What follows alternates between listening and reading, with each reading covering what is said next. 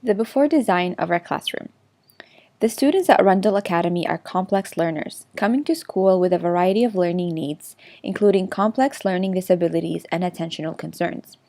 40% of the student population is diagnosed with ADHD in conjunction with a specific LD.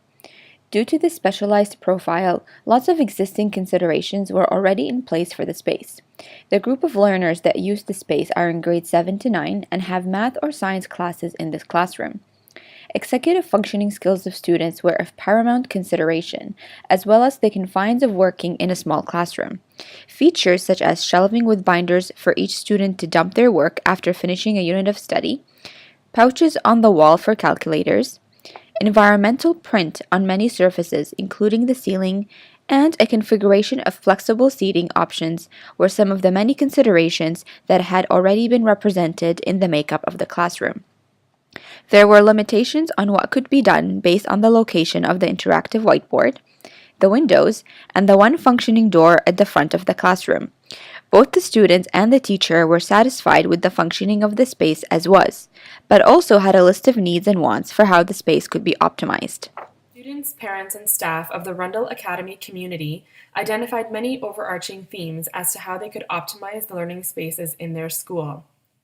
Ideas that arose specific to this classroom were more flexible seating options, places where students could go to work independently, more neutral colors, and more student choice in seating options. Based on the work with IDEO, the considerations brought forward by the students who use this classroom space, and the needs of the teacher, three main areas of focus were identified. 1. Reduction of the overall teacher footprint to allow more space to be allocated to student use. 2. Creation of a cozy corner which can be used flexibly as a collaboration or an independent workspace to allow for more student choice in how to use the space. 3. The redesign of student seating to allow for students to have adequate space to work while minimizing the footprint of the existing tables. Of utmost importance was making sure this design was student-centered and represented the principles of universal design for learning. Our initial budget consideration was $10,000. After considering design components and classroom furniture that would be maintained in this space, we were able to reduce our budget down to about $5,000. Some important considerations include labor cost of painting and construction, as well as ensuring organizational items support pedagogy and student executive functioning strategies. With this budget in mind, we have made the following design recommendations and changes to the classroom space.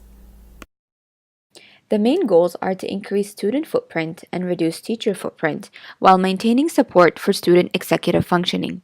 In this design, the orientation of the classroom is changed to provide students with flexible space with less floor space taken up by furniture.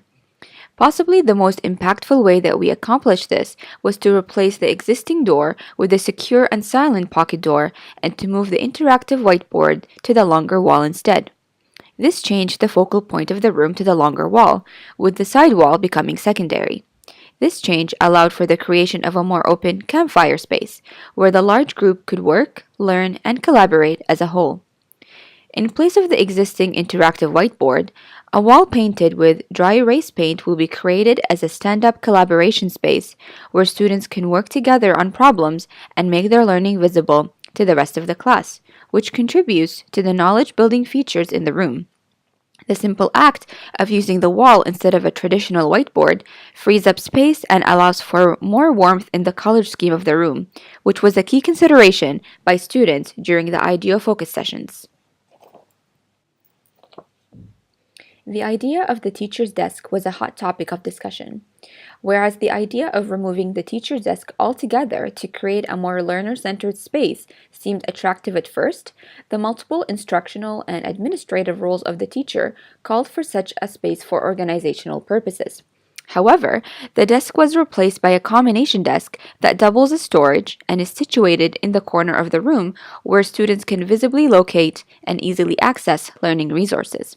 During instructional times, the station is merely used as the brain for the interactive whiteboard, with the teacher using her computer to run the software required for lesson presentation. When students are present, the teacher is not at her desk, but can be seen migrating around the room or sitting with students at student tables. Our aim is to incorporate choices for chairs and tables that are mobile and reconfigurable. Consequently, we've decided to keep the node chair and add another. What's great about this seating option is that it allows learners to shift their attention to any place in the room in case the focal point changes. Other seating options with similar characteristics include the buoy and hokey stools, as well as rocking chairs. Students in their focus group suggested turning the carrel with additional lighting into a cave space to be used when they needed alone, independent work time. We considered several table options, finally deciding to keep the trapezoidal ones as they seem to function well with the needs of the students and provide a variety of possible configurations. One of the tables will be removed and the remaining 3 tables will be fitted with lockable casters to enable them to move easily when the students or teachers deem it necessary, but so that they also stay in place properly when locked. The standing desk will also be fitted with lockable casters. Its primary placement will continue to be near the back of the space, as the students who regularly use this station do best with movement during instruction. This placement reduces distraction to others as well as providing support for ADHD, allowing the student to see the whole room, receiving additional sensory stimulation that would not be available if moved further forward. Additionally, the surfaces, including that of the kidney desk, will be painted with clear dry erase paint to allow for immediate idea generation, collaboration opportunities, and working memory support. Other desk options include the kidney desk at the back of the room by the windows. This is another place for students to work independently or to seek additional support. Its location allows students to still face the front of the room when needed, but to also work off separately as a group or individually when the need arises. The creation of a cozy corner was done in response to student needs for a quiet space they could go to work independently, but that could also be used for collaboration. It is tucked away in a corner of the room, has low lighting and natural elements such as greenery and wicker baskets to augment the natural tone and feel of the room. It has a soft carpet to sit on, pillows and low seating options that students can use. The corner has a small shelving unit where learning materials such as whiteboards, markers, clipboards, pens, paper, and calculators can be stored for student selection and use. This tucked-away space is designed to be flexible and serve as both a cave and a watering hole for students. A shelving unit under the book ledge between the 2 large windows was also included to allow for lower storage and display of student work and materials.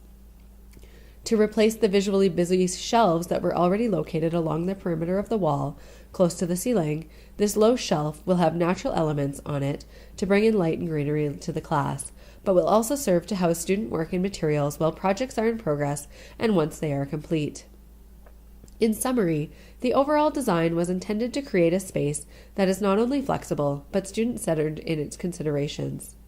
By changing the focus of the room, allowing for more flexible seating options and breakout spaces, as well as providing opportunities for students to make their learning visible to others, we have supported their executive functioning and learning needs in innovative ways. Minimizing the footprint that was taken up by the large tables and desks allowed us to add more seating options and to create the cozy corner, which was a direct response to student requests for more choice in seating and space options. Adjusting the overall look and feel of the room to include more natural elements and low lighting helps to create a cozy, coffee shop feel to the room, which enhances the student experience in the space. Maintaining elements such as environmental print, shelving for binders, and material storage was key so as not to disrupt the learning routines that already exist in the space. Because Rundle Academy and its community have been working intentionally with IDEO to identify and make recommendations for the overall school design, this classroom redesign can serve as a model for other similar spaces in the school.